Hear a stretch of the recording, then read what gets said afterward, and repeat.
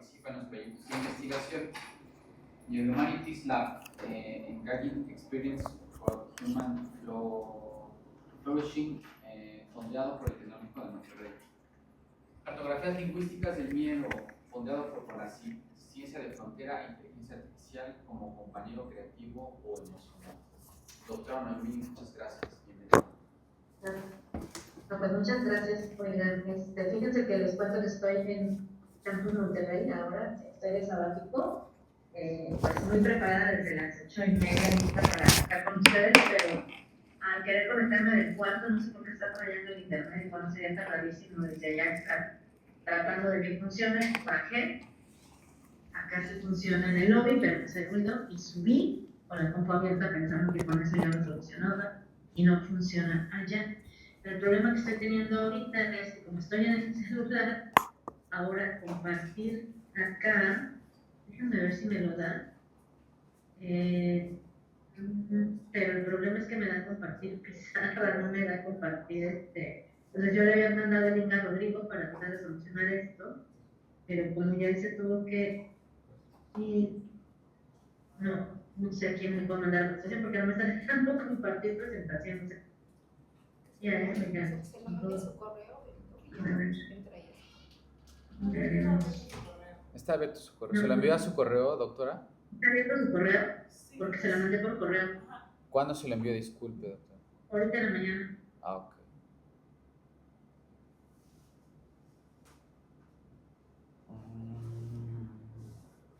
Debe estar ahí, ¿no?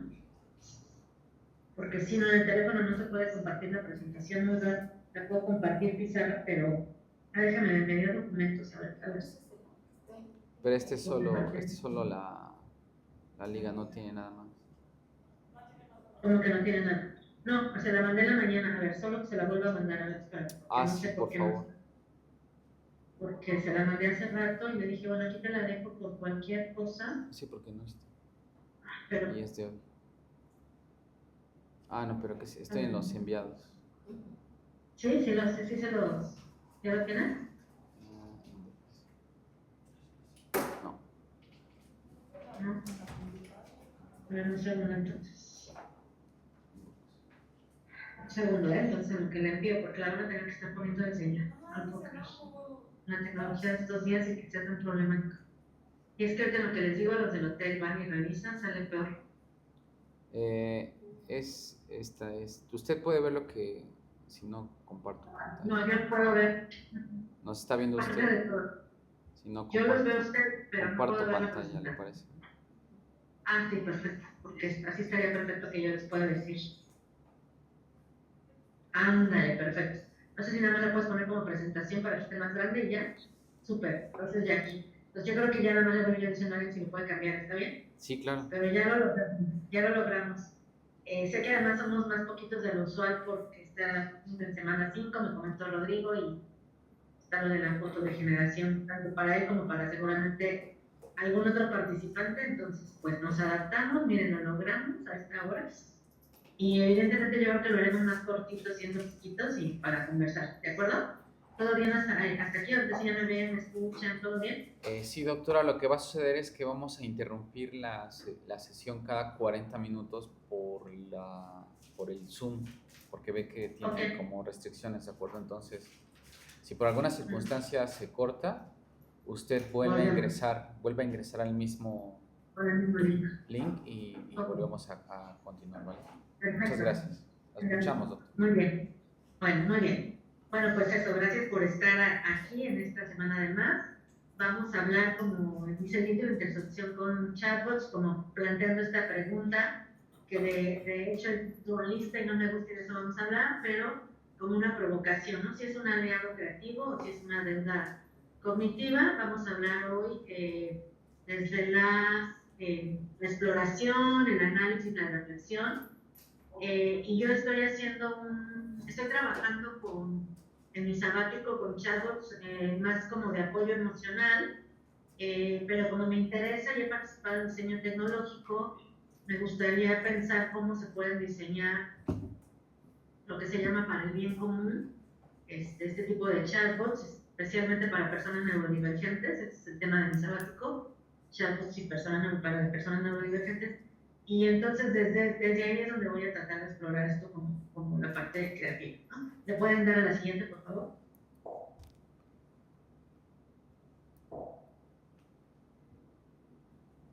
Bueno, muy bien. Entonces, aquí como para empezar este pensamiento de romper algo que me parece a nivel también filosófico y cognitivo importante, siempre que yo hablo de IA, tiendo a poner esta diapositiva. No es, a ver, la diapositiva es mía, ¿no?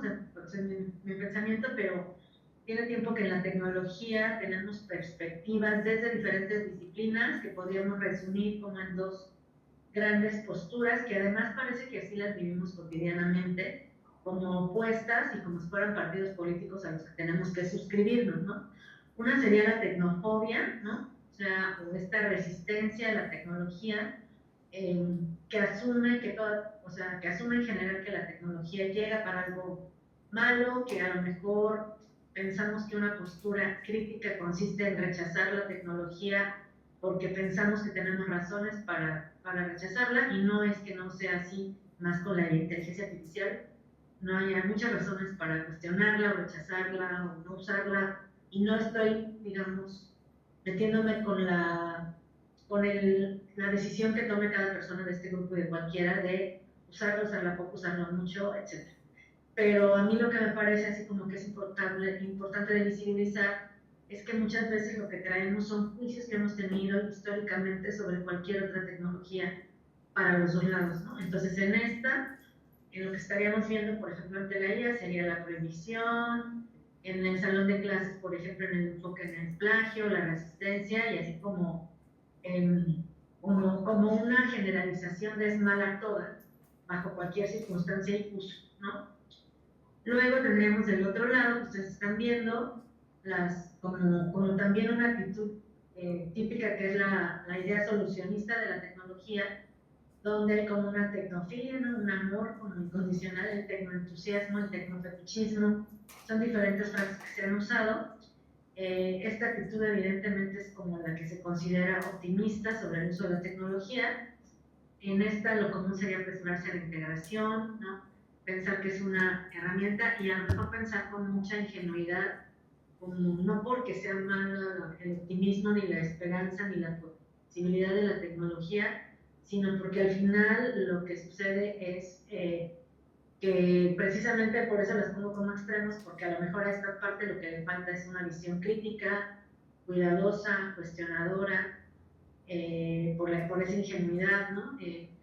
Digamos, es como esta idea que parecen vender las marcas de tecnología, ¿no? O sea, OpenAI te va a decir que la IA va a solucionar todo, o Google que Gemini, entonces es que vas a cambiar el mundo gracias a la IA, que todo es perfecto.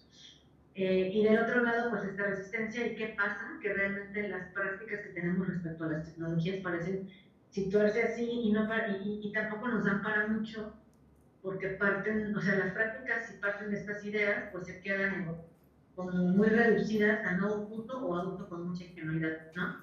La siguiente, por favor.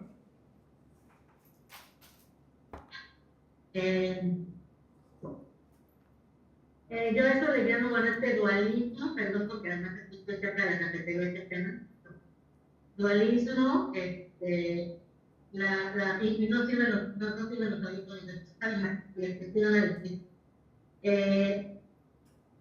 estas miradas, pues, persisten este dualismo o determinismo, ¿no? Pareciera que las rechazamos o las aceptamos porque pensamos que hacen nuestra realidad, o sea, que van a construir nuestra realidad, o las rechazamos porque van a destruir nuestra realidad, y ambas, volvamos a que es un dualismo y es una mirada determinista de la tecnología. Eso es en cuanto a la mirada de la tecnología, pero en cuanto a la mirada de las ideas que estamos analizando, que serían la tecnofilia y la tecnofobia, es un dualismo cognitivo, o sea, esto es blanco o negro, ¿no? Esto es bueno o malo. Y aunque nos han enseñado a pensar así, a mí lo que me gusta traer a colación cuando vamos a hablar de cognición, de autonomía cognitiva, de cuestiones filosóficas, de filosofía de la tecnología, pues es no solo mirar el objeto, así que vamos a hablar de ella y creatividad o si es creativo o no, sino precisamente darnos cuenta que siempre traemos unos lentes para ver esos fenómenos que ya vienen condicionados como por tendencias prácticas adoptadas en la cultura general, pero que vienen de algún lado. Y aquí pensaríamos que vienen de la modernidad, o sea, de este tiempo después de la Ilustración, donde todo, o sea, digamos, la perspectiva de lo racional parece poner todo precisamente como muy cognitivo, no relacional, no como situado, no corporal, sino mental y organizado jerárquicamente, ¿no? Blanco y negro, como escalera, como nivel 1 y luego 1.1, 1.2, 1.3, 1.1.1, 1.1.2, es decir, pero todas estas estrategias, por ejemplo, de este pensamiento, pues son lineales, son etcétera, y son formas de pensar. Entonces yo creo que estamos hablando en este tema de hoy como de dos niveles, ¿no? O sea, que sería eh, el origen, que es el mismo pensamiento de ver las cosas como blanco-negro, y luego como eso se ha ido a la IA y a cualquier tecnología históricamente. ¿Eh? ¿Cómo vamos hasta ahí? Todo bien, doctora, todo bien. ¿Dudas hasta acá? Bueno, ¿Dudas?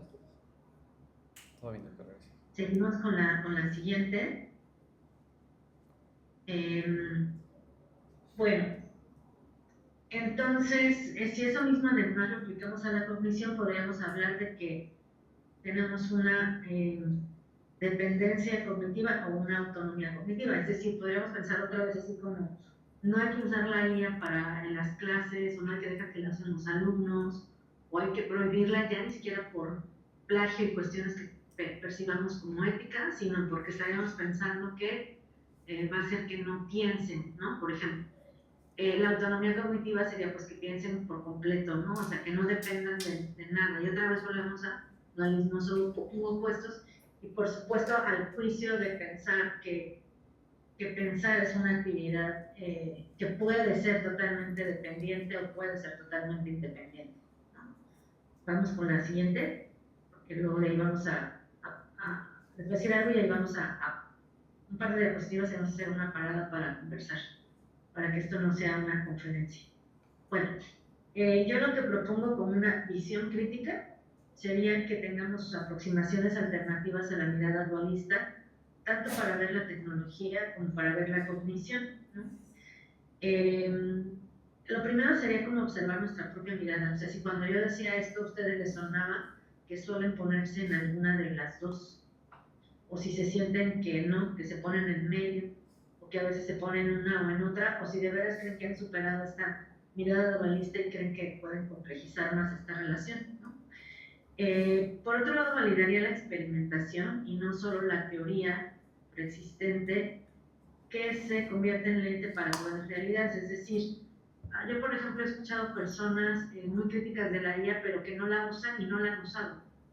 Entonces, yo creo que para ser crítico hay que usarla para poder criticar, no solo con razones, y es que no la criticas, no, puede ser muy crítica, pero usarla te van a dar incluso razones de cuáles son las categorías para hacer esa crítica, ¿no? O por qué la criticas, o por qué la criticas para lo emocional y no para lo cognitivo, o en qué se parece cuando tú...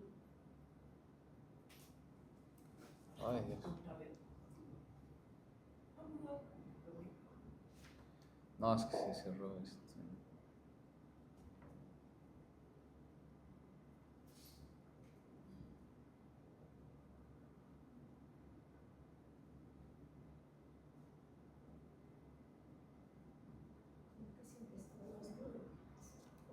Sí, empezó a grabar desde eso.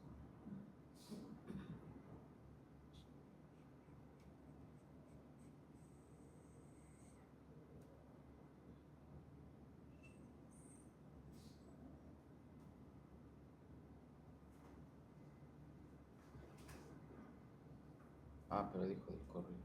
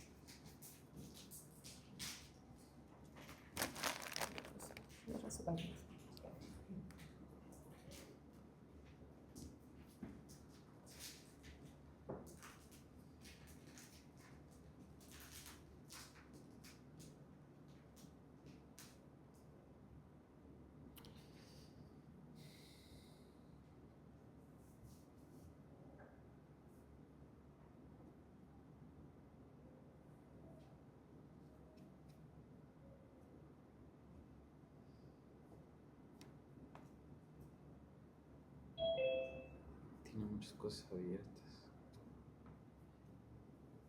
Perfecto. Es que me conectaba y me decía que todavía no se iniciaba la reunión. Sí, Estoy viendo el correo de Rodrigo. sí. Podemos verla. O sea, porque yo tengo que poner la presentación.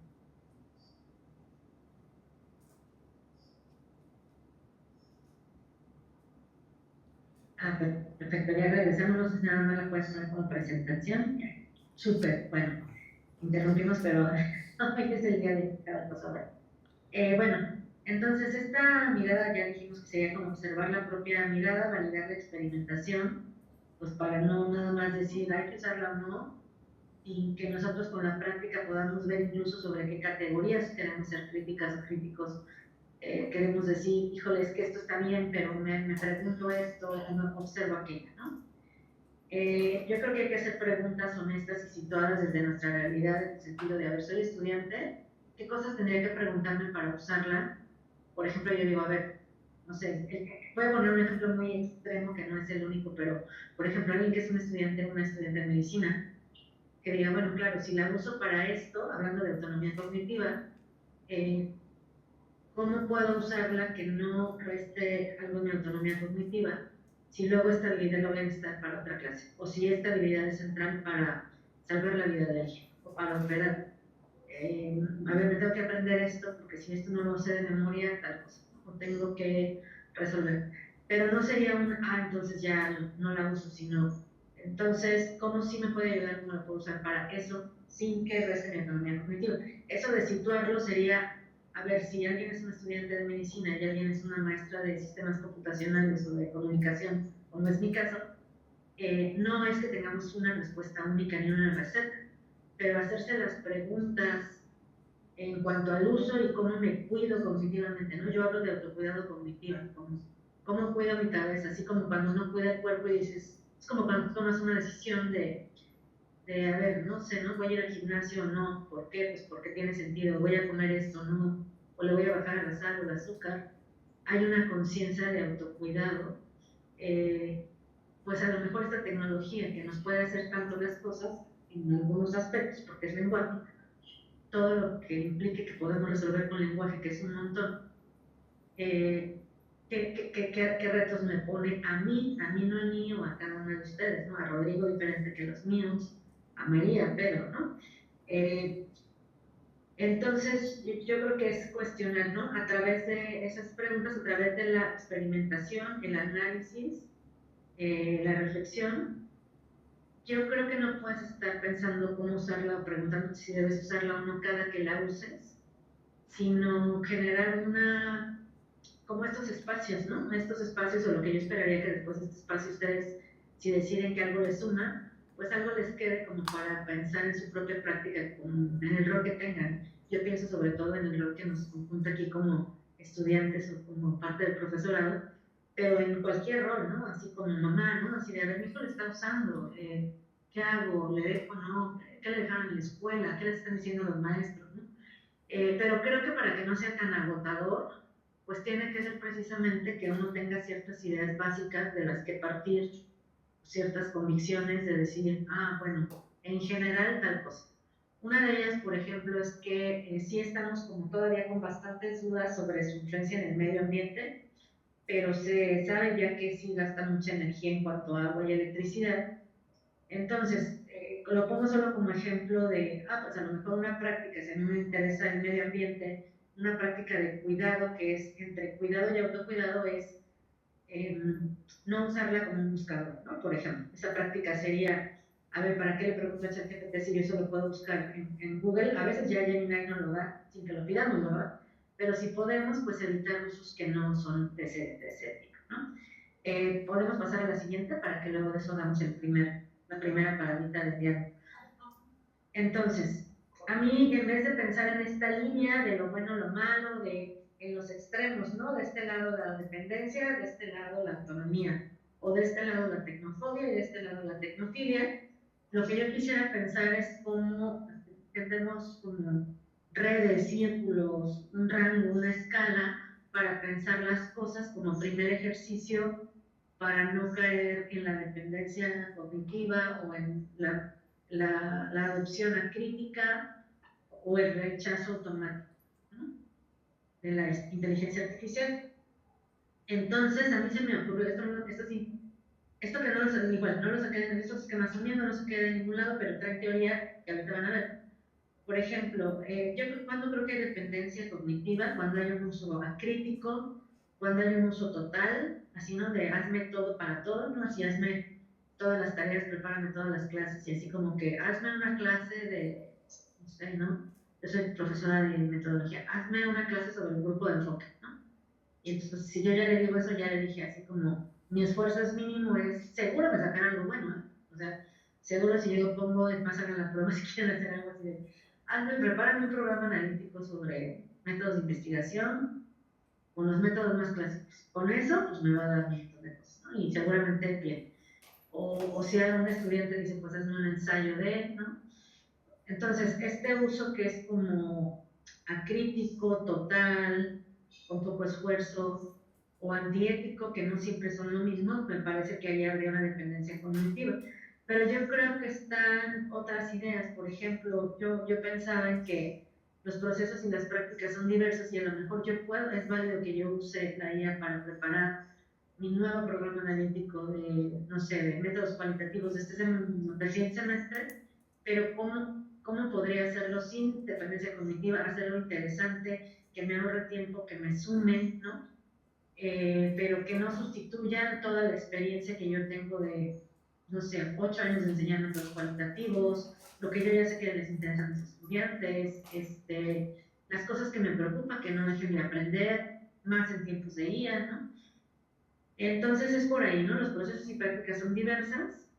Y luego a nivel teórico, bueno, pensaría en la alfabetización, ¿no? A lo mejor alguien que hace un PRON no sofisticado es porque necesita todavía práctica, cómo modelar, cómo tomar talleres, cursos para quienes son profesores, estudiantes, o para quienes dirigen a los estudiantes a que hagan este uso, pues es una cuestión de alfabetización en IA. Entonces así ya dejamos de ver las cosas binarias y empezamos a ver cuestiones que digamos, no, pues es que hay que meterse con esto, ¿no?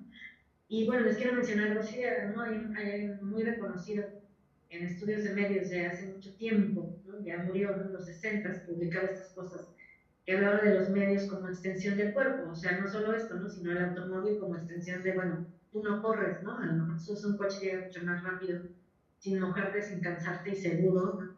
Seguro si no hay un accidente, pero pues me entienden. O a lo mejor la máquina de escribir o la computadora son una extensión de la mano, o el cuaderno incluso y la pluma podrían ser considerados una extensión del pensamiento o de la memoria, ¿no? Si yo anoto en una agenda física o digital, donde las herramientas son la pluma y la agenda física, o son el calendario de Google para que no se me olvide algo, o el del Outlook, son una extensión del ser humano, ¿no? Estos medios, estas tecnologías son una extensión, y Internet es una extensión, ¿no? Entonces, estas ideas de ser la extensión como del cuerpo normalizan un poquito esta cuestión o cuestionan la cuestión de la autonomía cognitiva específicamente con la IA, porque no sé si ustedes lo sepan, pero ya Platón se quejaba de la escritura, como ahora hablaremos de la IA, con esto de que es una tecnología que nos va a hacer perder algo, porque decía, claro, la gente ya nos va a aprender las cosas, ya no va a tener buena memoria. Y es posible que cuando pudimos escribir y anotar lo que no se nos olvidara en vez de traerlo en la cabeza, seguramente perdimos algo de capacidad de memoria para eso, pero a lo mejor esa memoria que era para cosas muy básicas se fue a otras cosas. Igual con internet, ¿no? Así de, bueno, pero es que ya no resume y ahora el copy-paste, pero a lo mejor adquirimos la habilidad de cortar, pegar y pensar cognitivamente, probando, no sé si ustedes lo hagan, pero yo lo hago mucho, así como de, a ver, cuando entrego artículos académicos o incluso un protocolo o algo literario, de estoy ya bien aquí, no, espérate, ¿sí? ¿Qué tal si se empieza la historia así, en vez de con esto? O no, a ver, lo voy a poner en medio, ¿no? Y ese fue otro tipo de pensamiento. Entonces, desde ahí se vería positivo, ¿no? Es decir, desde ahí lo que podría venir es, podemos pensar diferente con la IA, usando la IA, como pensamos diferente cuando empezamos a usar la escritura o cuando quienes dibujamos para pensar o hacemos mapas conceptuales o pictogramas o esquemas gráficos, pues pensamos diferente. o cuando pensamos medio como internet, medio asociando cosas en vez de lineal, ¿no? Y ninguna es la única forma de pensar, y ninguna nos restaría, sino serían alternativas distintas para pensar, ¿no? Hasta ahí estaría como una cuestión que podría leerse como optimista, eh, pero no quisiera decir que es lo único que hay que pensar, ¿no? Está también la visión general de los actores no humanos de la tour, que de lo que habla es cómo digamos, cómo los actores humanos, ¿no? Personas con roles en las organizaciones, o, por ejemplo, ¿no? Digamos, pensando en cuestiones de educación, el maestro, la estudiante, el grupo en general, los equipos son actores humanos, ¿no? Pero las tecnologías, la computadora, el proyector, el internet del salón, eh, es más, las ventanas y el clima son actores no humanos que condicionan la experiencia de aprendizaje. Esta visión lo que haría ver es, claro, la IA juega un rol en toda esa red, igual que Internet, igual que la calculadora, igual que otras cosas, que pues va configurando lo que sucede, ¿no? Hasta aquí me quedaría ahorita, como para no hacer esto una conferencia y ver, no sé cómo quieren que nos comuniquemos, porque yo sé que si estuviéramos en Zoom todo el mundo, pues sería fácil que levantaran la manita y dijeran algo, pero al estar ustedes en salón, sé que además nos topamos con que yo pueda oírles desde lejos y están muy lejos de la computadora, pero como ustedes ya han tenido este seminario, yo lo he hecho presencial, también he estado en Puebla, pero bueno, hoy estoy en Monterrey, soy de Querétaro. Entonces, cuando lo hacemos en línea, no sé si tengan ya como alguna práctica para hacer esto, y si no, pues la generamos, ¿no? Yo creo que podría ser que quien tenga la pregunta se acerque a la computadora, que creo que es más rápido a que la intente traducir quien está cerca, pero como ustedes la quieran hacer, usted determinado tal, creo que no se trata solo de que me pregunten, sino de que yo les escuche, y con más razón, si les voy a escuchar, creo que sería mejor que en ese caso se acerquen a la compu para que les puedan escuchar. Creo que la ventaja de hoy, aunque ha tenido las ventajas para nosotros la tecnología y las fechas, también es que podemos ser un grupo pequeño de reflexión y nos podemos adaptar y comunicar con más facilidad que con un grupo grande. Entonces, pues nada, aquí estoy. Pero el micrófono es de allá, ¿no? Hay uno allá y hay otro allá. Ese, pero es nada más para Ajá, para la compu. Bueno, doctora, yo voy a arrojar la pregunta que Rodrigo siempre hace a los exponentes. ¿Sí me escucha bien? Sí, te escucho perfecto. En la primera sesión discutíamos sondeaba en nosotros cómo percibíamos a la tecnología, si era neutral o no era neutral. Y en ese sentido, quisiera preguntarle, ¿usted por qué consideraría que la mayoría de las personas considera a la tecnología neutral? Ya hemos analizado la pregunta, incluso de manera histórica, y por supuesto que no es neutral, pero la mayoría de las personas que no conocen mucho el tema afirman que la tecnología pues es neutral, ¿no? O sea, dependerá de su uso, ¿no? ¿Por qué usted considera que la gente tiene esta percepción? Muchas gracias. Sí.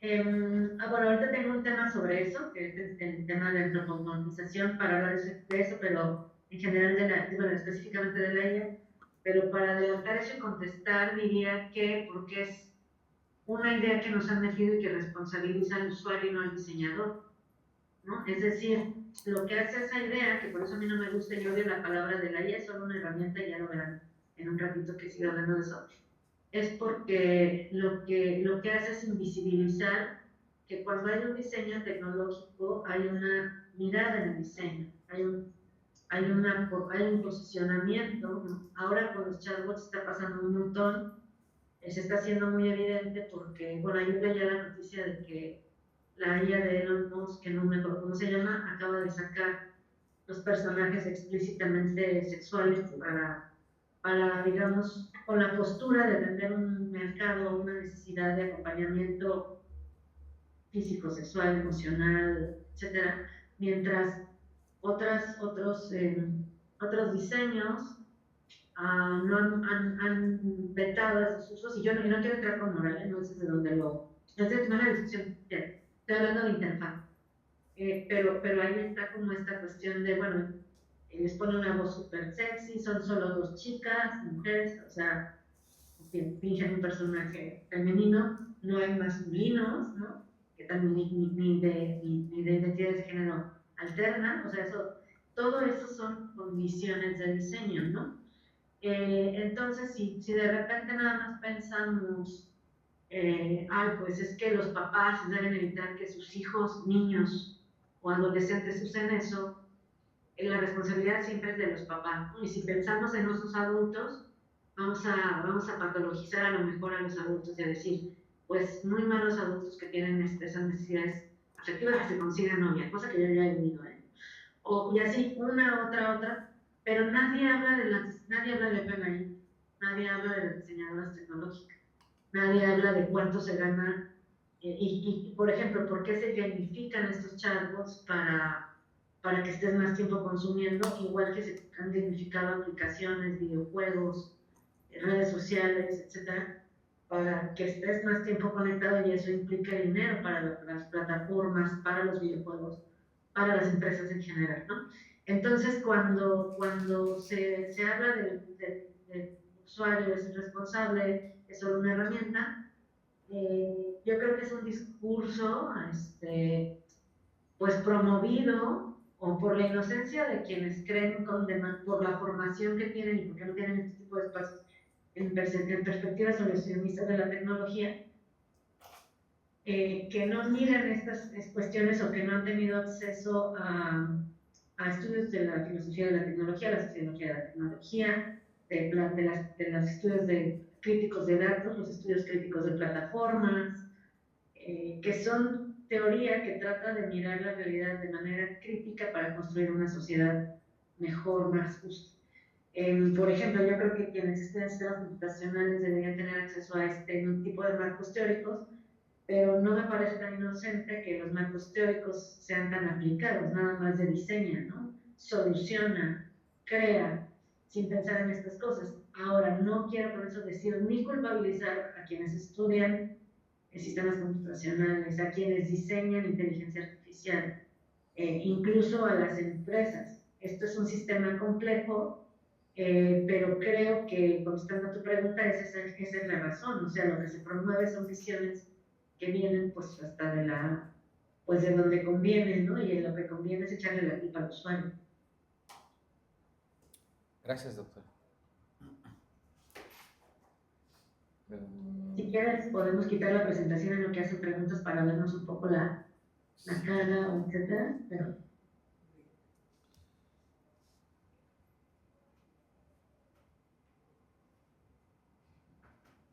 Ay, es que no, aquí está. Perfecto. Muy bien. No sé si alguien más quiere comentar algo, tienen preguntas, Yo quiero hacer comentarios. una pregunta, pero no sé si me escucha. ¿Me escucha o me acerco? No, te tienes que No, yo acercar. creo que no necesito más para acá. Ok.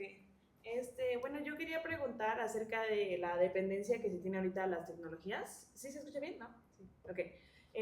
Bueno, sí, se supone que cada día vamos avanzando y hay mucha gente que ya tiene dependencia a estas tecnologías.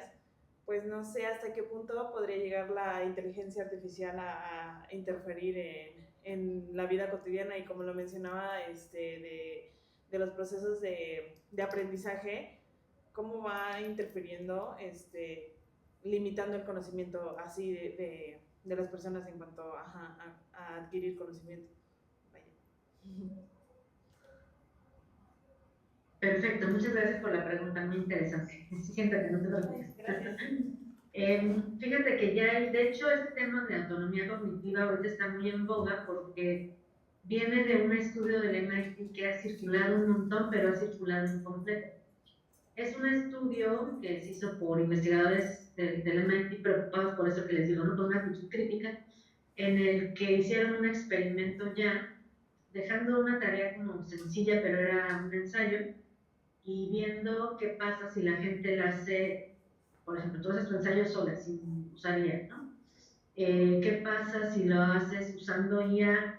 Pero ahí yo todavía tengo preguntas para los autores que a lo mejor no contestaron o necesitan contestar otros experimentos, o nos podemos plantear nosotros esa pregunta en nuestra práctica diaria de cómo estudiamos, aprendemos, trabajamos, pero usando IA, ¿no? O sea, digamos, un ensayo usando IA y luego un ensayo usando, haciendo como tú solo las cosas complementado con IA, ¿no? Digamos, como 3 escenarios, ¿no? Digamos, 3 prácticas de uso. Yo hago una tarea sin IA absolutamente, una pues como casi dependiente de la IA, así de darme el ensayo, y la otra donde uso la IA, pues como combinada con lo que yo sé, pero primero estudié, primero hice mi mapa conceptual, algo así. Imaginemos esos 3 escenarios. Y los resultados son que quien olvida todo y luego es quien le pide a las cosas a la IA, cosa que en realidad no debería sorprendernos. O sea, si tú le dices a una IA, no sé, si te dejan una tarea de química, ¿no? Y le dices, a ver, hazme esto de los elementos, chalala, y me pidieron, y casi le doy las instrucciones del profe, y te lo da, es obvio que, aun si tú lees los resultados del profe, pues si la profe me pregunta, voy a leer qué me dio la IA, pues obviamente no aprendiste, no vas a recordar, o sea, tampoco me parece como el gran descubrimiento del mundo, ¿no? Pero esto es como si dijeras, alguien más me hizo la tarea, ¿no? Así si tú no seas la IA, pero le dices a un hermano químico, me dejaron una tarea de química, está muy difícil, no la entiendo, házmela. Y tú la llevas al siguiente día, es obvio. Si tú no la hiciste y no procesó por ti, pues no la vas a recordar. Esa es la influencia que se teme, porque si tú me dices cuál es la consecuencia de usarla así para todo indiscriminadamente, pues sí se ve peligrosa. Por ejemplo, yo por ejemplo pienso en niños, que son quienes más me preocuparían, a decir, a ver, quienes están en la universidad o quienes ya son, yo tengo 50 años, ¿no? Pues aprendimos a hacer todo y ahora si tú me pones a mí a sumar, a ti también, tú puedes sumar con o sin calculadora porque lo aprendiste, pero claro que sí. Estás haciendo una suma de, a ver, ¿cuántas deudas tengo este mes? Y suma, no, 2.500 más 3.800 más, vas a usar la calculadora. Pero si no la tuvieras, podrías sumar así con eso de que le quitas una, ¿no? Como te hayan enseñado, y lo harías, ¿no? Esa es la cuestión, o sea, si el uso es indiscriminado, las habilidades base, ¿no? Por ejemplo, leer bien, comprender textos complejos. Si tú dices, ¿para qué lo leo si me lo resume y ya nada más me da el abstract, ¿no? Eso lo que implicaría es que se pierde en el proceso, ¿no?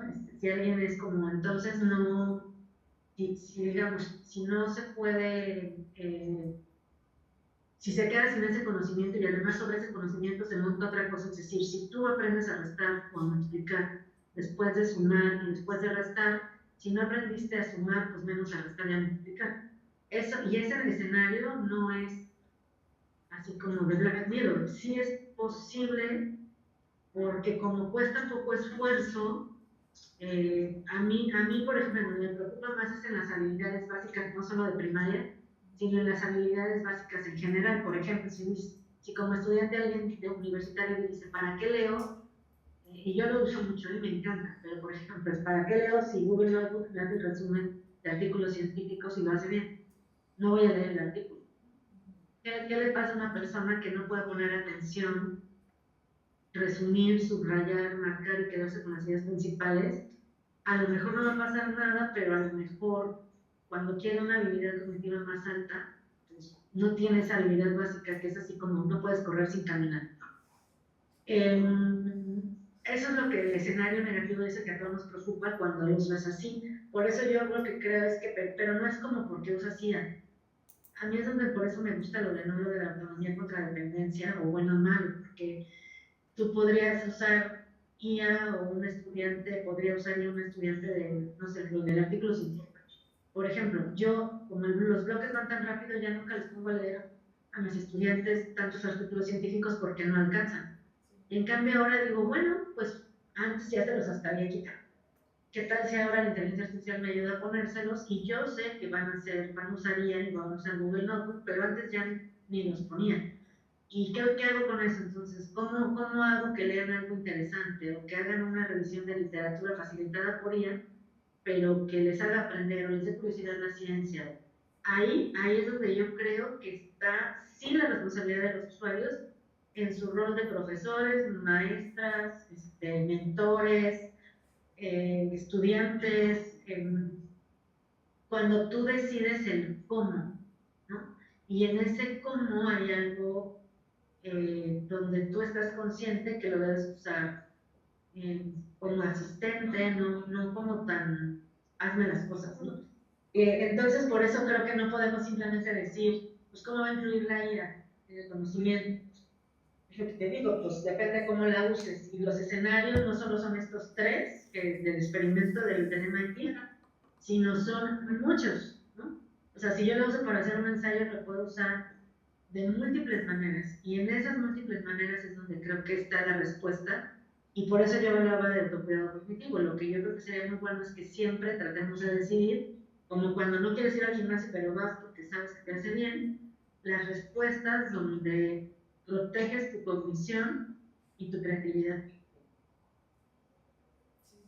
No sé si contesté, bueno, pues es muy largo, ¿verdad? Pero bueno, más bien sí, doctora. ¿Alguna otra cosa? ¿Preguntas?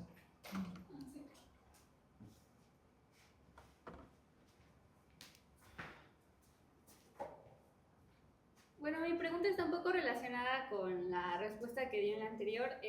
Bueno, ya sabemos que, digamos, que puede hacer que algunas de nuestras habilidades como que,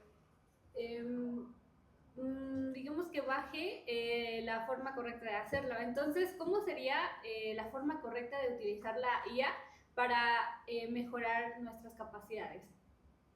Claro, muchas gracias por la pregunta. Ahorita yo les voy a poner un ejemplo sobre creatividad de imágenes porque son algunas de las cosas que yo hago para responder. Entonces, algunas de las cosas que han preguntado las vamos a desarrollar un poquito más en la siguiente parte con más ejemplos, pero me encanta que sí lo vaya a responder la presentación y les quiero contestar ya adelantando algunas cosas. Yo creo que lo primero es este escenario de plantearte que quieres hacerlo para que vayas como haciéndote consciente de cómo sí quieres hacerlo y cómo no.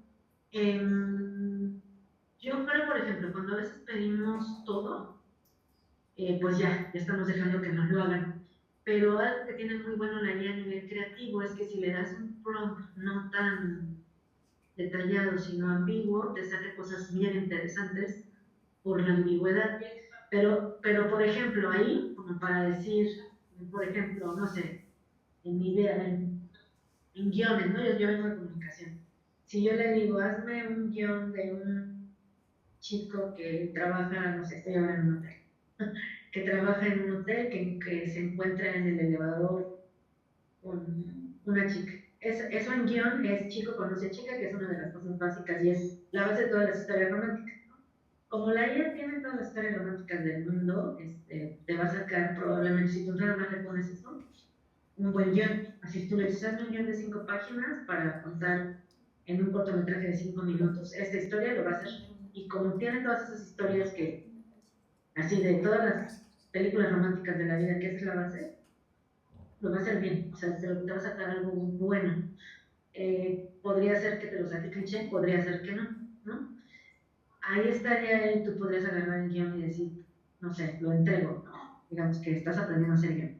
Lo entrego así. O a lo mejor podrías decir, bueno, a ver, voy a hacerlo así de base para ver qué me dice sin darle muchas instrucciones. Y ya te saca algo interesante porque le pusiste lo del elevador, ¿no? Porque a lo mejor el conflicto, así donde se enamoran, ¿no? ¿De qué empiezan a platicar? Está en el elevador. Esa cuestión de tú pensar en el elevador en vez de chico y chica que se conocen en un hotel ya es un condicionante para hacer la historia compleja. A lo mejor dices, oye, lo que me dio fue muy cliché, pero está buena esta idea que me dio, ¿no? Entonces le voy a poner, a partir de la idea que me dio, me rebota a mí, yo pienso algo y lo complico. Digamos que la IA te dijo que en el elevador se fue la luz. Está interesante, está interesante. A lo mejor decir, está interesante lo de la luz. ¿A dónde llevo lo de la luz? Le voy a poner un prompt donde 5 chicas se conocen en el elevador, se va la luz, y a lo mejor dices, no voy a poner lo que me dé la idea, sino a mí qué se me ocurra con esto. No sé, pues le voy a poner que parece que el elevador se va a caer. Un ejemplo. O le voy a poner pues que se quedan platicando ahí horas porque y se conocen porque están atrapados. ¿Y de qué empiezan a platicar? Le voy a poner que empiezan a platicar de cuando eran niños y luego esto y luego el otro. Ahí, si te fijas, entonces ya se lo das, no sabemos qué edad, pero va bien, va bien. Eso sería iterar. Ajá. En el uso iterativo tú tendrías la posibilidad de tomar algunas cosas de la IA que sean como azarosas, que digas, esta está muy interesante, valorar, oye, esto está muy cliché, es la típica historia que contarías, ¿no? Lo valorarías, lo evaluarías. De las ideas buenas que te diera, dirías, esta idea está buena para desarrollarla más, ok, la desarrollo. Y así, en ese uso sería como un poco la propuesta de aliado creativo, no estás condenando el uso, no te estás diciendo que está mal, no te está haciendo toda la chamba, no le estás dando todo como lo quieres, porque también si condicionas todo, pues ya mejor lo haces tú, y cuál fue el input creativo que te da, sino que estás como peloteando, ¿no? Como si jugaras vóley. Ahora, ¿cómo hacer eso? Por ejemplo, si tú me dices, y si no, el ejemplo no es para guión, es para otra cosa, es para una receta, o es para una carta para una persona, o para resolver un conflicto en el trabajo, pues se podría aplicar como itera, ¿no? Participa, valora, evalúa, interactúa varias veces, no haga lo que no te da, pero tendría que apropiarse a la situación específica por tus intereses y por tu necesidad tiempo. Pero yo creería que en general ese es un ejemplo que puede servir de base. Muchas gracias, doctor.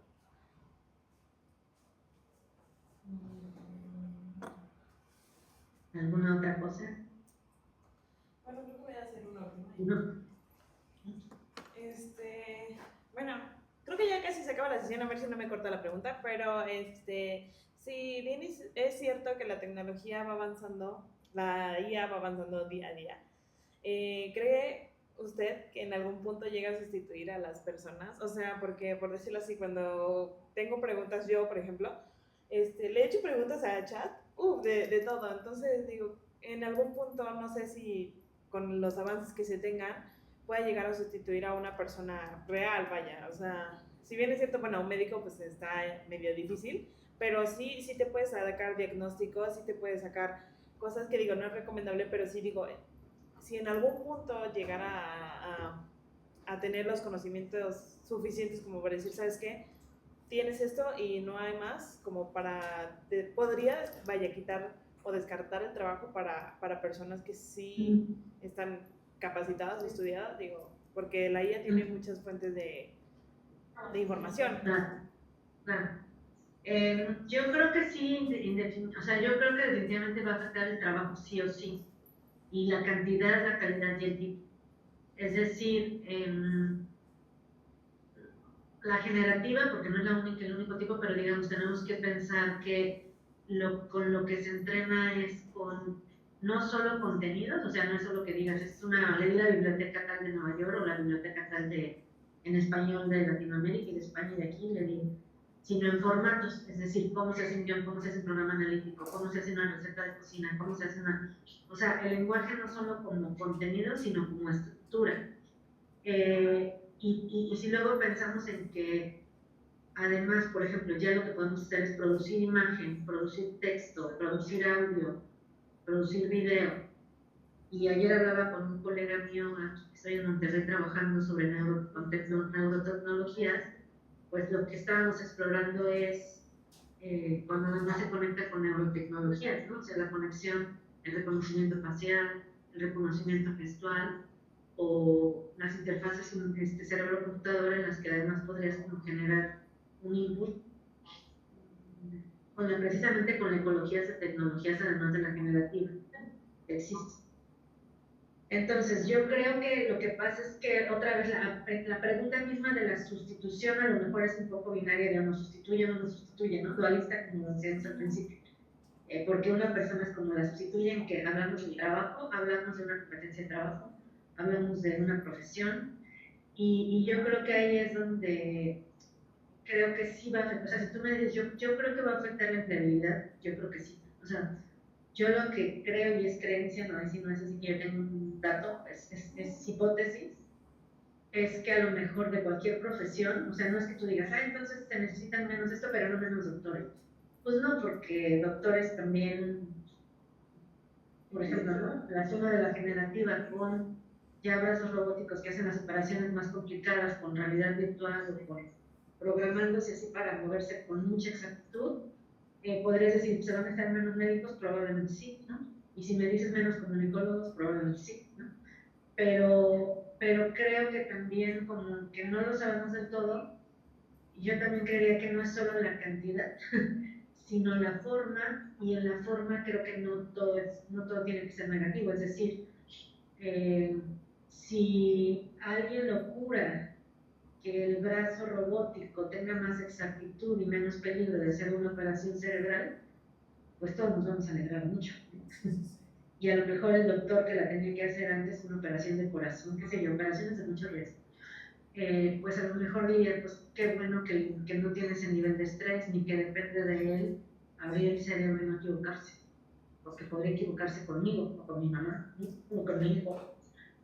Pero a la vez creo que, bueno, pues que habrá cosas donde facilite y que el doctor ahora va a tener que aprender a manejar el brazo robótico. Eso ya existe, ya está, y no es a lo mejor per se IA, ¿no? Es otro tipo de tecnologías, a veces intervenidas también con inteligencia artificial, pero mi punto con el ejemplo es visibilizar con mucha claridad que las prácticas no son totalitarias de, por ejemplo, volvemos a mis ejemplos más comunicólogos, ya no necesito un comunicólogo porque la IA no puede producir noticias, o no puede producir lo que tú quieras. Pues no, porque, digamos, si quienes no hemos practicado con el ejemplo de guión, si yo te digo, necesito aquí A o B, siempre se necesita esa, no solo la supervisión, sino ese input creativo, la sensibilidad social, la sensibilidad, la empatía, el contexto del grupo, el contexto cultural, histórico, etc. Que no es que no se lo puedas dar como rol a la guía de, eres una persona mexicana que está buscando, o sea, sí se la puedes dar como rol, pero yo creo que no. Sin embargo, tampoco quisiera romantizar y decir, nada nos va a sustituir como una idea romántica de tal, sino que creo que va a sustituir, que sustituye funciones o roles, y que eso hay que analizar éticamente qué queremos que no sustituya como rol, qué creemos que no debe estar en manos de una máquina, qué creemos que debe estar con supervisión y vigilancia humana, y qué si estamos dispuestos a soltar porque incluso nos libere cognición para hacer otras cosas, ¿no? Yo te diría con los chavos, que es lo que yo hago, por ejemplo, yo creo que los chatbots así para los chatbots emocionales, o la función emocional del lenguaje es la misma, se llama Affective Computing, y es que tú entrenas a un sistema para que finja y simule emociones. Entonces tú puedes decir, es malo, es bueno, va a sustituir a los terapeutas, no sé, ¿no? ¿Va a sustituir? ¿Qué va a sustituir? Esa es la función. La función entonces sería como bien usada, a lo mejor hay gente que no tiene acceso a terapia, ¿no? Y bien entrenada, con ética y demás, y a lo mejor no sin terapeutas, sin primera, diseñada por terapeutas en conjunto con gente de sistemas, vigilada, con terapias a veces como en casa y luego terapias presenciales. Pues a lo mejor, en vez de que digas, ya los terapeutas no van a tener chamba, un chorro de gente que no tiene terapia porque no tiene para pagarle, no tiene acceso, va a tener terapia, ¿no? Ese es un uso. Pero luego si me dices, oye, pero hay noticias de que chicos se suicidan por hablar con ChatGPT en vez de haber hablado con un terapeuta, pues sí, sí es cierto.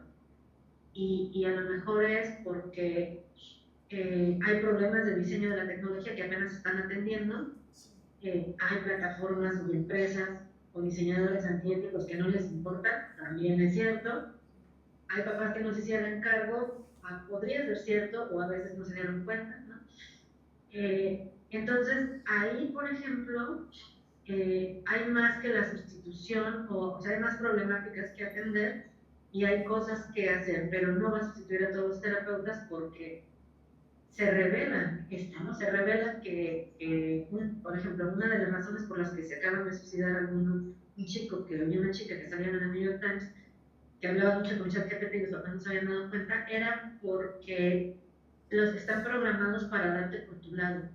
porque se considera que la empatía es darte por tu lado, así como cuando alguien te dice, ah, tienes razón, ah, entiendo cómo te... No puede ser.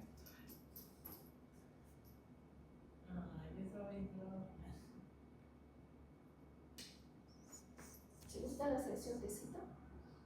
Tengo sed, voy por un vaso de agua, pero es que no quiero perderme antes de que regrese. Es que, Sí, voy a comentarle que se hace el break, ¿no? Que acabe esta que pregunta. acabe la respuesta y, porque Sí. no quiero sed, pero quiero agua. No traje mi botella. Eso de la cita. Sí, nada más que pues, el agua está ya muy, mejor me espero, porque yo... Y ya solo, que se haga el break y ya vamos.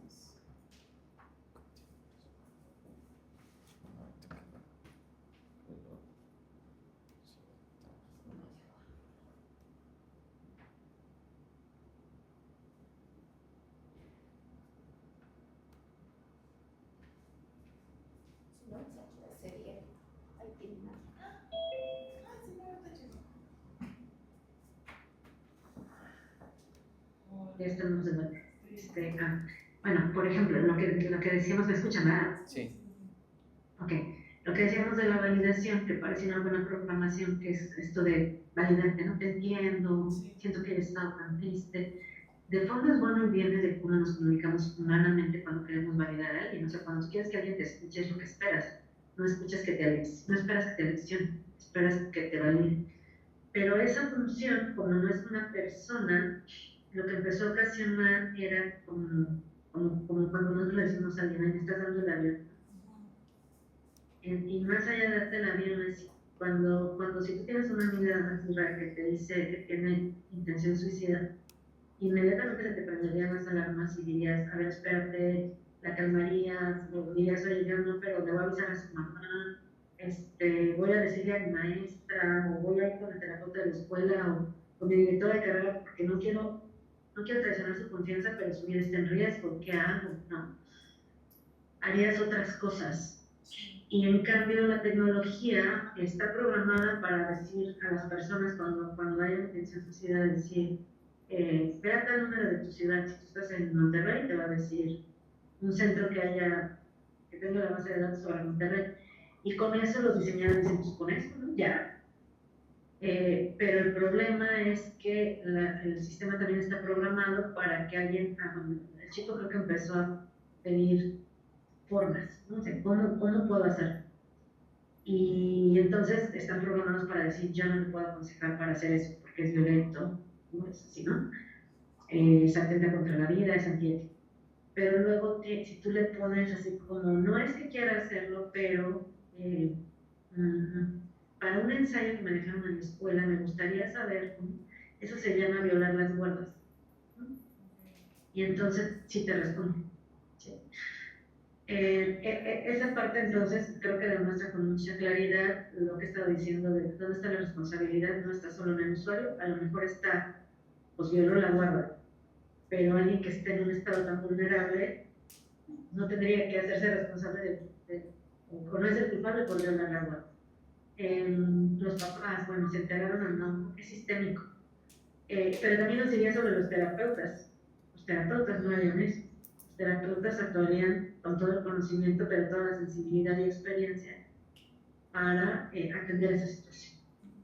Entonces, no se ve que vaya a sustituirse así como de película, ¿no? Así de la singularidad, la IA que nos va a controlar como si fuera una sola cosa.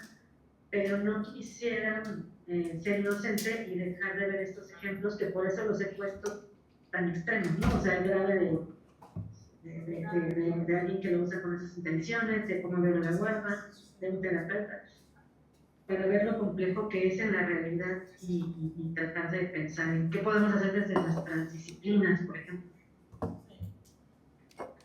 No sé si contesté. Sí. Bien, amplio, ¿verdad? Hasta me paso. Diga, no, ya no te vamos a preguntar porque... Hola, Rodrigo. Ya no. Ya. ¿Qué poco llegaste? Así de, oye, sí, especial. Muy bien. Muy bien. Si quieren, seguimos entonces con la segunda parte. ¿Break? Ah, ¿O break? son 10:30, entonces si te parece hacemos el break. Son 10:32, si te parece nos vemos 10:52. Sí, perfecto, porque a lo mejor así voy empacando y ya tenemos menos, pero sí, Ok. 10:52, vale. Perfecto, muchas gracias, ¿no? Por acá. A la derecha. Por ejemplo, la del poro me pareció una de las más interesantes.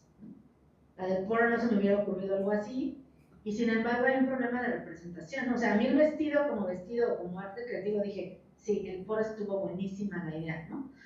Pero luego veía a la chica y decía, esa es una mujer mexicana estereotípica, súper flaca, ay, ¿no? Y me hacía ruido la representación. Entonces empecé a distinguir los sesgos cuando nosotros no damos, o sea, los sesgos que ella trae, que para que no te produzca esos sesgos, tendrías tú que evitarlos intencionalmente modificando el prompt con la talla de la mujer o la apariencia de la mujer, ¿no? La que sigue.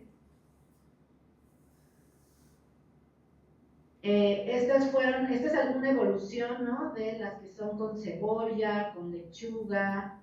Por ejemplo, la de lechuga del medio es de la lechuga del inicio, que me parece más interesante. Yo en alguna le dije que pusiera el fondo atrás y por la memoria me empezó a poner todas con la fruta o la verdura atrás. Cosas pues como que suenan lógicas de cómo sería un vestido inspirado en lechuga, que no sea para pasarela de diseño de moda, sino como medio surrealista, que sea de hecho. Y ya en las últimas, con la mismita instrucción, más bien me hacía telas y bueno, las caras muy bien. Esto es de 2023 o 2024. Y no era lo que quería, ¿no? Porque ya eso se parecía más a lo que les digo de un vestido para pasarela. Pero bueno, como que ahí era de eso. Si quieren, vamos a la siguiente para cortar en breve. Esto ya les había dicho, ¿no? De la imposibilidad, entonces esto ya me la salto para que entremos con la segunda imagen y podamos hacer la pausa y creo que vamos a terminar. Estos ya fueron resultados de lo que les decía yo, de no, a ver, quiero modificar más el prompt, tener más agencia creativa. Entonces empecé a buscar en Pinterest cómo se le llamaba tal tipo de cuello, tal tipo de... Mi familia, a ver, yo vengo de una familia de costura, entonces tengo que decir eso, que mi onda con los vestidos es que mi abuelita, la que les conté que quiero tanto, que está muy cercana a mi corazón, hacía vestidos de novia y vestidos de fiesta. Entonces, por eso para mí los vestidos son tan importantes. Y también mi familia paterna tuvo muchos años taller de costura. O sea, vengo de una formación mucho en ropa, en costura, en diseño. Entonces, aquí empecé ya a modificar cómo quería la tela, cómo quería el corte de vestido.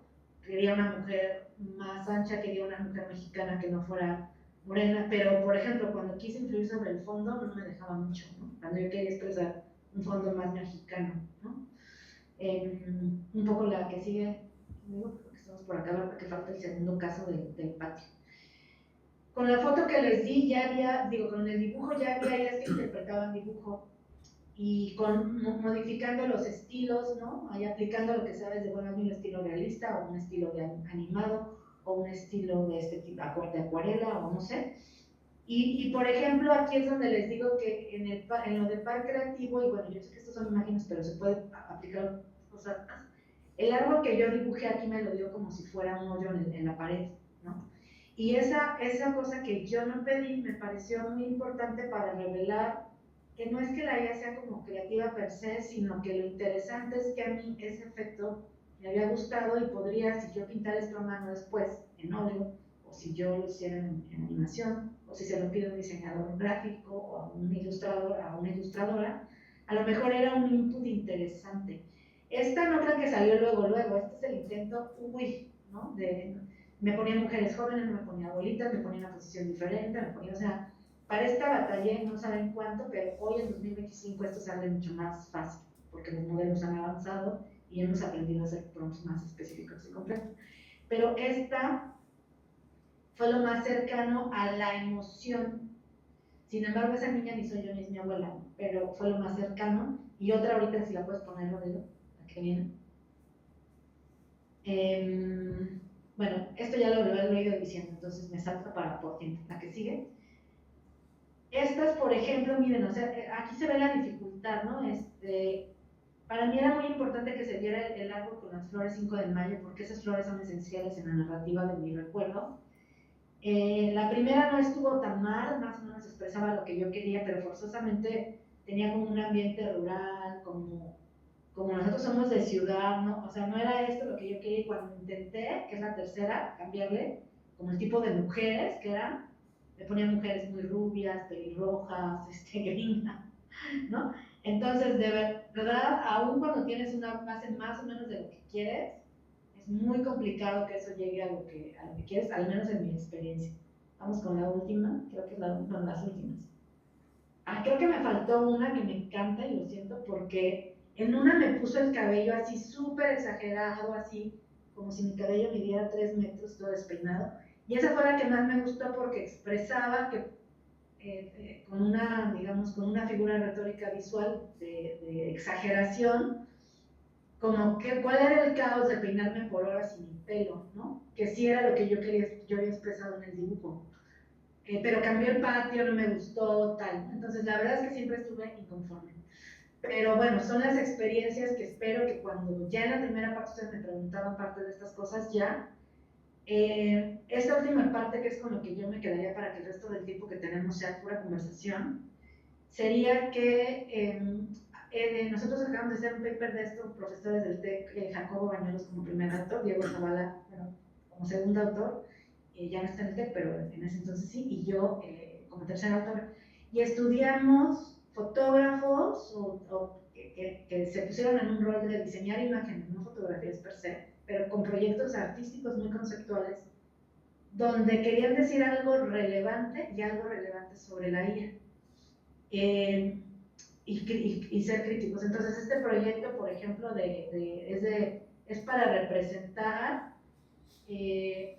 como decir los hombres de principios del siglo XX que se amaban, que no podían tener fotografía, no podían representarse, autorrepresentarse, no podían tener registros públicos de esa relación, de ese amor, de ese afecto mostrado de manera física.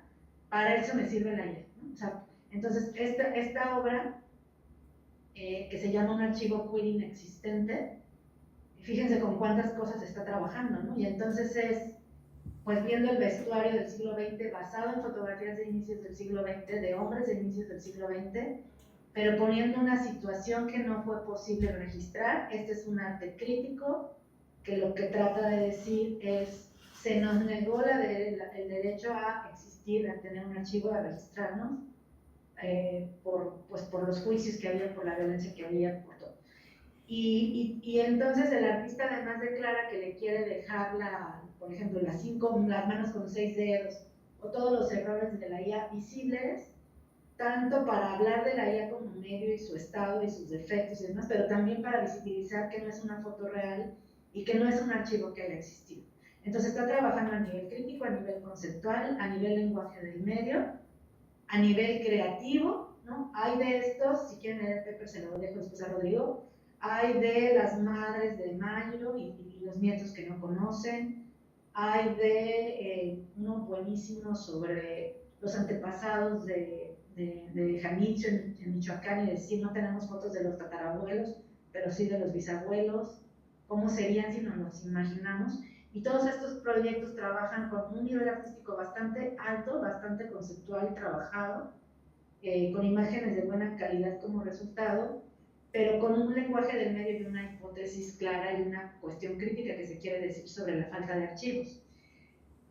Quiero terminar con esto precisamente no para echarle el aplauso a la IA y no pensar en lo que hemos dicho. La IA es una tecnología antropomorfizada que eso hace que sea normal que se le vaya teniendo cariño. Es una tecnología que podría presentarse como buscador y se presenta intencionalmente, no solo de una manera que parece fácil para nosotros, sino de algo que es engañosón y nos da problemas económicos de los afectos de alto consumo, de dependencia, no solo cognitiva, sino todavía todo emocional. Ya hablamos de eso en la primera parte. Pero quiero quedarme pero hay una vuelta de tuerca y siempre está en nuestras manos el cómo, y exigirlo en gobernanza, exigirlo y cuestionarnos si estamos en sistemas computacionales y diseño de IA, exigirlo en comunicación y incidir sobre la representación, la alfabetización en IA, la parte crítica, cuidar nuestro trabajo, nuestra cognición tomando decisiones, pero siempre está la alternativa de la posibilidad creativa, e incluso de a lo mejor decir de creatividad para diseñar unas tecnologías de IA que no se presenten así, que no favorezcan un modelo de negocios y una empresa, que cuiden a los adolescentes y a los niños en su cognición, en sus afectos. ¿Cómo las diseñamos? También es una respuesta creativa en la que incluso podríamos usar IA para ello. Tenía toda una última parte de eso, pero creo que por el tiempo prefiero callar aquí, se lo resumí para que mejor el tiempo que nos queda hablemos, porque estoy en un hotel y tengo que salir a las 12, entonces yo creo que con que terminemos 11:55 como máximo estamos bien. Muchísimas gracias, Rodrigo. Todo el grupo. Al contrario, muchísimas gracias, Noemí. ¿Hay alguna pregunta, alguna inquietud? Yo tengo una, pero quiero saber si hay alguna más. ¿No? Si quieres quitar ya la presentación, pues podemos a lo mejor ya conversar así, para verles mejor y me vean.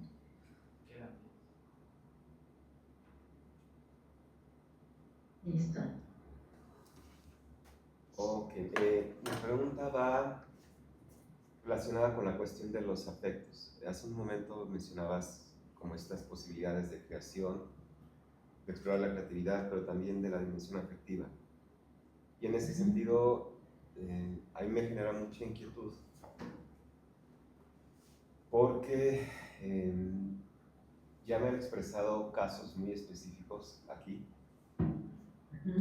de estudiantes que están utilizando IAs, muy concretamente, por ejemplo, ChatGPT, como una suerte de consejeros o de consejeras, y que cuando tienen una problemática concreta en el mundo real, recurren a, con miras,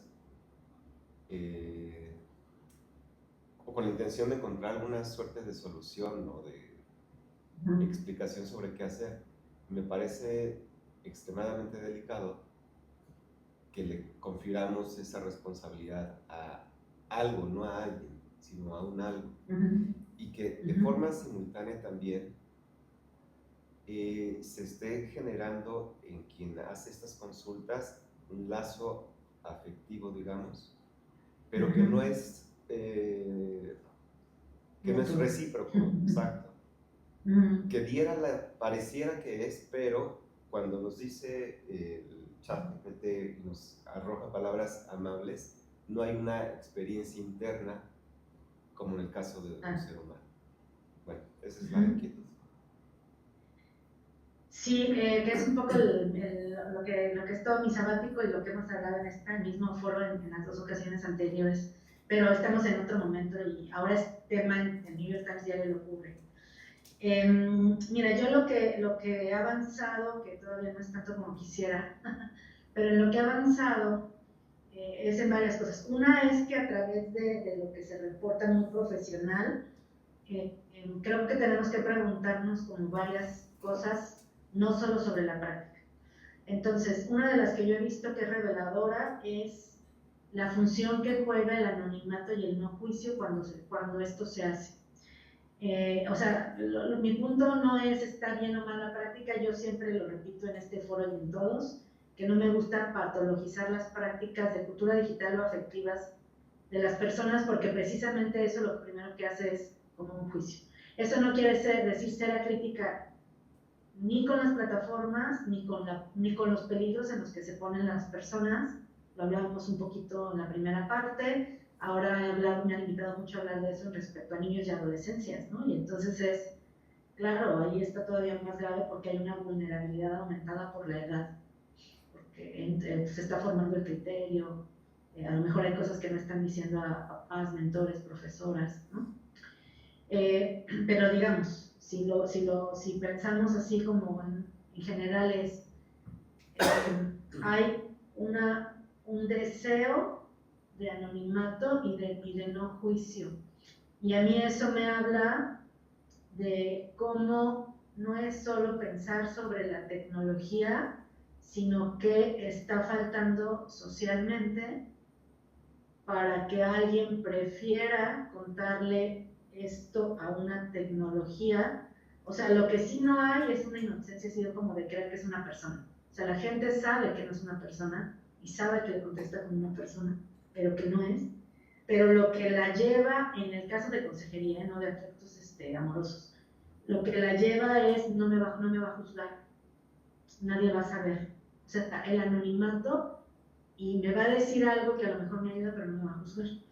Entonces, por ejemplo, a mí eso me revela algo más amplio que lo social, que sería qué está pasando, que nos sentimos juzgados, que ya lo he hablado en este foro de qué está pasando, que tenemos esa soledad tan grande donde los adultos del mundo, en estudios del mundo, no de México, del mundo, 70% de la gente revela sentirse sola. O sea, no de querer estar sola, sino de sentirse sola, ¿no? Los adolescentes, en otro artículo del New York Times, el estudio es que el 70% de los chavos de secundaria en Estados Unidos han tenido intenciones suicidas o han tenido depresión o ansiedad o han tenido emociones similares. Entonces, cuando yo veo eso, lo que veo es, no digo que la tecnología esté bien, sino que creo que tenemos que ver qué nos está reflejando de nuestra sociedad este nivel de depresión, ansiedad, soledad, aislamiento, sobre el mundo, sobre nosotros, sobre una cosa más biopolítica también, ¿no? O sea, a lo mejor todos trabajando, todo esto y no nos da, o sea, no es culpa de las personas ni de los usuarios, pero ¿qué refleja? Esa para mí sería una. La otra sería, claro que es peligroso poner en las tecnologías, mi sabático tal cual se llama vulnerabilidad, datos y cuidado en chatbots con alguien. Y yo creo que es una cuestión de alfabetización en el uso y de conciencia. Yo he estado interactuando con los chatbots, preguntándoles, haciendo chatbots y viendo todas las configuraciones. Y yo creo que si cruzamos todo lo que le damos al teléfono, o sea, el teléfono nos oye, nos ve, tiene lo de nuestras redes, o sea, ya lo sabemos porque nos sale publicidad si no configuramos, ¿no? Todavía si sumamos que, digamos, si sumas a eso la configuración de la IA, los datos que guarda y los datos sensibles emocionales, a mí ni siquiera me preocupa tanto si eres un adulto, el consejo que te dio, porque si eres un niño estamos hablando de otra cosa, o sea, yo creo que es otro tema, otra sesión completa, o un adolescente. Pero digamos, si eres un adulto que podrías decir, oye, a ver, me dijo esto de mi pleito con mi novia, pero de mi novio, pero no le voy a hacer caso, a ver, espérame, o sobre este conflicto que tengo ético, o sea, nada más me ayudó a rebotar, pues sería como lo de la creatividad. Es como si yo leyera un libro de autoayuda y me dice esto, pues le creo o no le creo, a ver, ¿no? Pero si lo pasas como a la vulnerabilidad por los datos, o sea, y porque le estás contando tus cosas más íntimas y la memoria que guarda, y todas las configuraciones que tendrías que poner, dentro de los chavos hay un montón, así de que no guarden las cosas, que no tenga memoria, que no sé qué, o sea, están regadas, no es una sola configuración. A mí me parece peligrosísimo poner nuestra emocionalidad como datos en la época de la datificación, sumada a la ecología de redes y de WhatsApp y de todo. Eso me parece que es de lo más vulnerable a nivel información sensible puesta ahí, ¿no? Y luego ya más bien me parece que hablamos de la vulnerabilidad afectiva, y yo creo que apenas, o sea, hay 3.000 papers, ya el año pasado había unos 3.000 de réplica. Ayer salió una nueva de la de Elon Musk, que son específicamente, además, objetivación. 2 chavas, mujeres, no tienen modelos hombres, con voz sexy. Hay un artículo, también te lo mando, del New York Times de ayer, que lo que dice es, pues si ya sabemos que hay soledad y que hay deseo sexual, pues que de una vez, ¿no? Y yo no lo quisiera ver desde lo moral, o sea, menos con adultos, sería, oh, qué horror, no. Sino precisamente está como que no hayamos cómo darle el golpe a cómo las plataformas, lo que el artículo de New York Times decía, pues es que ellos declaran que toda la gente está sola, que qué de malo tiene ese afecto, que mejor sentir el afecto, no como, o sea, sentir afecto de me siento mejor. Una usuaria, y muchas dicen, y muchos usuarios hombres también, de todos los géneros, decían, me siento mejor, sé que no existe, pero me siento acompañada, me siento alegre, me siento mejor al llegar a casa, ¿no? Y ese autoengaño, a lo mejor, de lo no mutuo, me parece similar al del catfish, ¿no? De creerme yo que Brad Pitt me habló y me empieza a estafar, pero yo creer que Brad Pitt me escogió a mí y me habla y me dice, y hay estafas de millones de dólares de eso, todos los días. Y es cómo eso estaba filtrado por la necesidad de recibir y sentir afecto, ¿no? Y vuelvo a lo mismo me devuelve a una vulnerabilidad, todos necesitamos afecto. Me parece ilógico que pretendamos recibirlo de ahí, pero me parece súper humano si lo comparamos con que no es el único fenómeno ni la forma en la que la gente está haciendo esto. Y me parece que si ahora esta tecnología lo hace, apenas estamos viendo, aunque no lo queramos, o sea, no es algo que yo diga, ay, qué bueno, el despunte de esto. O sea, yo creo que esto va a ir a mucho más porque hay ahora este tipo de apps ya como específicas, hay dispositivos que te pones en el cuello. Noemí, perdona, nos queda... Pero sí, se de cuenta que... Bueno, nada más conectamos para el cierre y ya.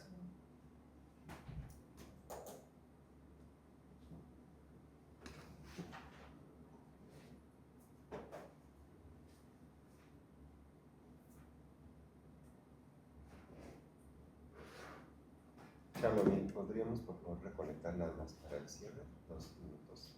Muchas gracias.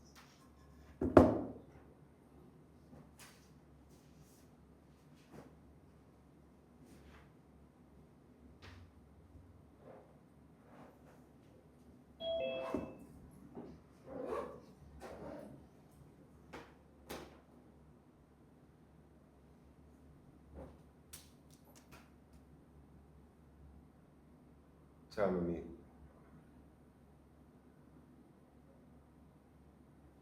Hola, hola. Ya. Voy a quitar nada más video tantito ya para escucharles porque estoy con la empacada, pero aquí les escucho para que el tiempo que nos quede pues, sea de más preguntas del público. Bueno, básicamente pues era nada más para hacer el cierre. No hay preguntas, ¿no? Sí. ¿No? ¿No? Bueno, no, nada más pues por una parte darte las gracias y pues te damos un aplauso. Muchas gracias por tu tiempo y por lo que nos has compartido. Y pues ya sabes que siempre es un gusto contar contigo aquí en el seminario y que mientras haya oportunidad, pues así lo haremos. Pues muchísimas gracias, Rodrigo. Espero que algo les deje para pensar en la vida diaria, para considerar los propios usos, reflexionar, probar, experimentar, pensar en los hijos, los colegas, las colegas, los trabajos en equipo, desde la posibilidad crítica creativa y también sobre lo que podemos darle al mundo en afecto, en acompañamiento a quienes se nos cruzan en la calle todos los días. Gracias por la escucha, lamento ahí las cuestiones tecnológicas que luego se nos atraviesan.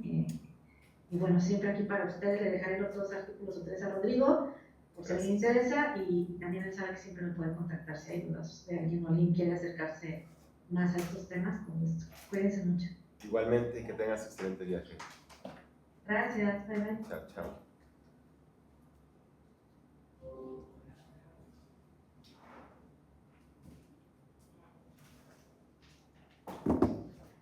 Pues gracias por su asistencia. Nos quedan 1, 2, 3 sesiones. La siguiente semana es semana B, entonces no tenemos sesión. Nos veríamos hasta dentro de 15 días. Ya después de 15 días, ya son las 3 sesiones continuas y con ello finalizamos. Okay. Listo, pues de nueva cuenta, muchas gracias. Si quieren llevarse una galleta.